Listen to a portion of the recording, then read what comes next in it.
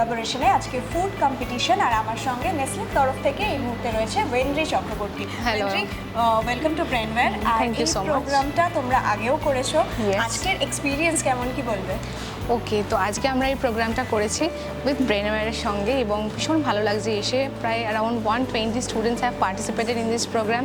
This is huge in number and তারা use করেছে Nestle বিভিন্ন প্রোডাক্টস, ম্যাগির আটা নুডলস ইউজ করেছে, স্পিনাচ নুডলস ইউজ করেছে, ম্যাগি মশালায় ম্যাজিক ইউজ করেছে অ্যান্ড কোকোনাট মিল্ক পাউডার। এইগুলো দিয়ে ওরা বিভিন্ন রকমের ইউনিক ডিশ প্রিপেয়ার করেছে and that is really amazing.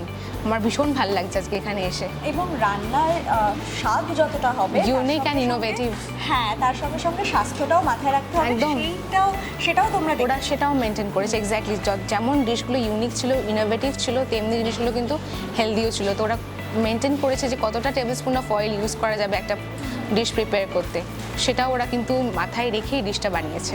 অর্থাৎ ভালো খাবার রয়েছে, ভালো রান্না শেখার সুযোগ রয়েছে, সঙ্গে রয়েছে দারুণ দারুণ প্রাইজও, তাই তো? একদম। আমার সঙ্গে এই মুহূর্তে রয়েছে ফুড অ্যান্ড নিউট্রিশন ডিপার্টমেন্টের এইচওডি ডক্টর লাবণ্য দাস।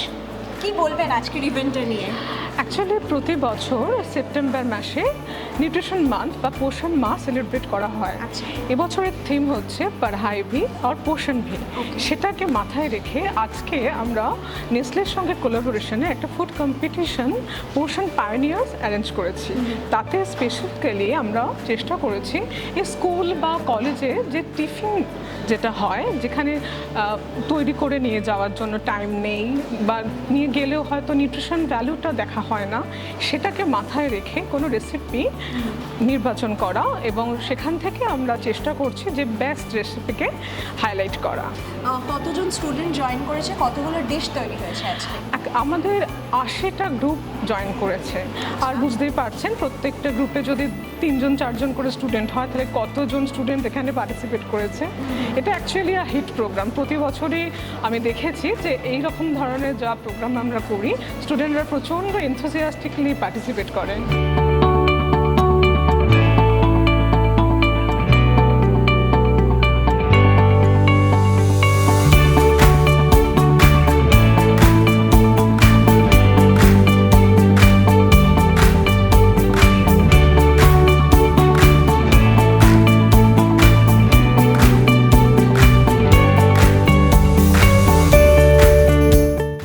স্টুডেন্টসরা দারুণ দারুণ সব খাবার রান্না করেছে। তাদের মুখ থেকে জেনে নেব যে আজকের স্পেশালিটি কি, আজকে তোমরা কি বানিয়েছো আর আজকের রান্নার মধ্যে কি কি স্পেশালিটি রয়েছে। এটা হচ্ছে মশালা ম্যাজিক দিয়ে চিকেন মশালা স্যুপ।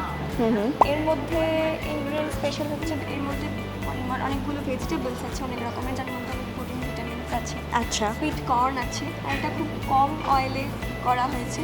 আচ্ছা, এটা খুবই হেলদি এই স্যুপটা। আমরা বানিয়েছি এগ ভেজিটেবল আটা ম্যাগি, চিকেন স্টেক আর ম্যাশ পটেটো। এই ডিশের আইডিয়াটা কোথা থেকে আসলো? আইডিয়া, আমরা দুজনেই খুব ফুডি আর বেস্ট ফ্রেন্ড, তো ওর জন্য আমি চাইছিলাম হেলদিও হবে আর ব্যালেন্সডও হবে। হ্যাঁ, আর খেতেও ভালো লাগবে, মানে ফিকা ফিকা হবে না, এই হবে না। আর ওর জন্যই এরকমভাবে বানাবো। এইটা স্পেশালি মানে কোরিয়ান ডিশ ইন্সপায়ার্ড, তাই আমরা সেসেমি সিড ইউজ করেছি, সানফ্লাওয়ার অয়েল ইউজ করেছি, মানে যাতে হেলদি বানানো যায় এরকম। আচ্ছা, দুজনের কী কী ইনপুট আছে এর মধ্যে? আমি বানিয়েছি ম্যাগিটা আর ও বানিয়েছে স্টেকটা আর ম্যাশ পটেটো।